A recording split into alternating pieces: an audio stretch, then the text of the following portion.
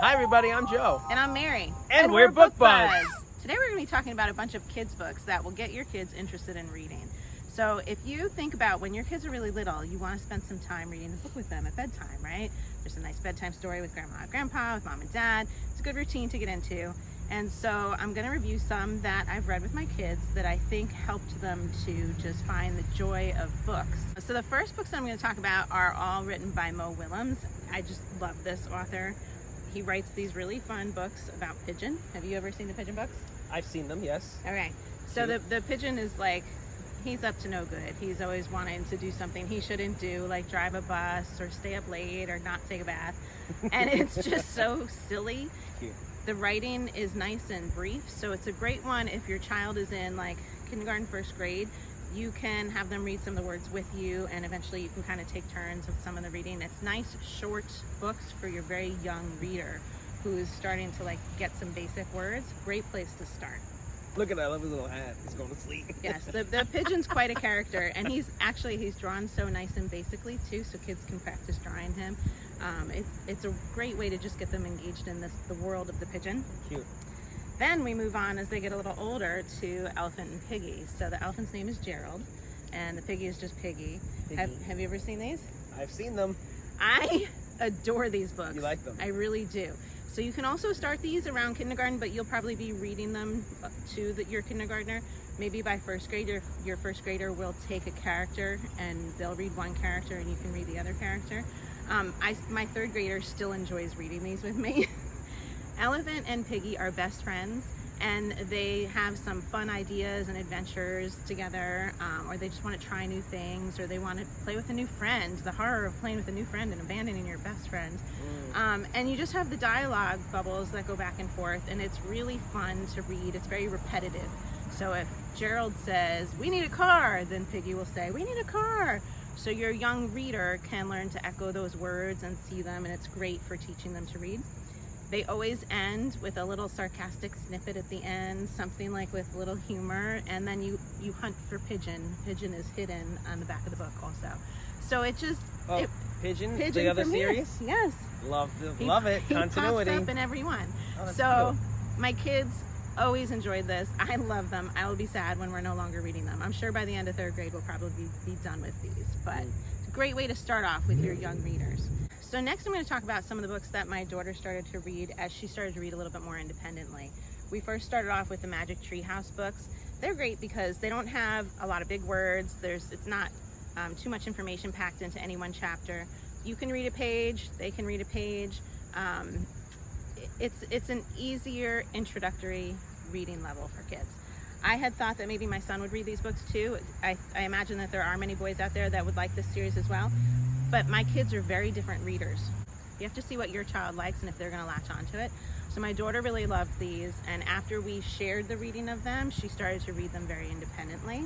I think, I'm just going to interrupt you because I think that's one mistake that a lot of parents make with kids. Like a lot of kids need to warm up to reading. Yes. And like you really need to find something that interests them. Yeah. Like, there needs to be something to hook them in.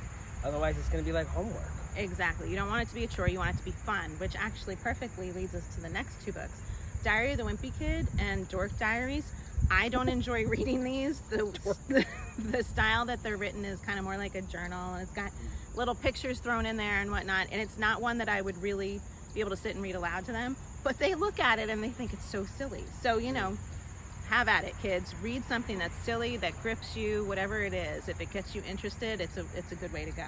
So my daughter moved on to those. Before she hit the more serious books, Percy Jackson was a big hit. She read Percy Jackson with her class in, I think, 4th grade. And then she, in 5th grade, moved on to the books that followed it. It was a much more advanced book, but it was nice to see the growth that she made as a reader over each of those years. So have you succeeded? Is your daughter a reader? She is. She will read every night. We got another one. Yeah, I mean, it's an assignment for homework, read every night, but it doesn't come out that way. Read every night while mom is reading every night. We read together. So yeah, she's a reader. That's so cool. I love it. Okay, I just swapped out some books, and as I mentioned before, your kids are going to be different readers. I saved all these books from my daughter thinking my son would like to read them as well. But when it came that he was that age, he was not interested in the same thing that she was. So I asked for some recommendations from his teacher, and she said, I noticed that your son is really silly and he likes silly things in books. And I was like, yeah, that makes sense. But I don't know any silly books, so I had to try and figure that out. So people are probably familiar with Captain Underpants. You've at least heard of him because, I mean, they made a movie and everything. He's kind of absurd, yeah, but he's super silly. Now, my son hasn't gotten into this yet. He's moving on to this pretty soon. Where he started right now, he's in 3rd grade. He is loving Dogman. My niece likes that. Dogman, Yeah. I actually think Dogman's adorable. Yeah? Dogman is a graphic novel, so it's got all the pictures that are like comic book style inside, and it is written by the kids from Captain Underpants. By the kids? Well, no, I mean the author writes it. No, but it's supposed to be like these characters? Yeah. That's awesome. Yeah. So I the love that kind of kids, stuff. George and Harold, they see them writing these comic books, and well, here is their comic books. Dogman is the comic book that they write, Wow. and it's so funny. You see them like laugh about diarrhea, and they make people say silly words by like saying other words and putting them together. So it's just like a blast. It's super silly, but it gets my son very interested in reading, so that's awesome. And then we've also read together Stick Dog. This is not one that he's reading independently yet, but it's more of a story about dogs that are just wandering around with some crazy ideas and solving a problem, and they do it in a super silly way. So it's a great fit for him as well. So I just wanted to share some of these books with you today to try and inspire you for ways to get your kids engaged in reading as I have with mine. It's been a fun thing, and I enjoy the journey and look forward to what they're going to be reading as adults and young readers. If you found this video helpful in engaging your kids in reading, we have another one that's linked in our description below about tips to get your kids reading. Check it out. And if you're enjoying BookBuds, give us a thumbs up. And share us with your friends. And subscribe to our channel, BookBuds! Shows, you get to know George and Harold. They write these comic books. You're like the author. I know that. The author's not a kid. So funny.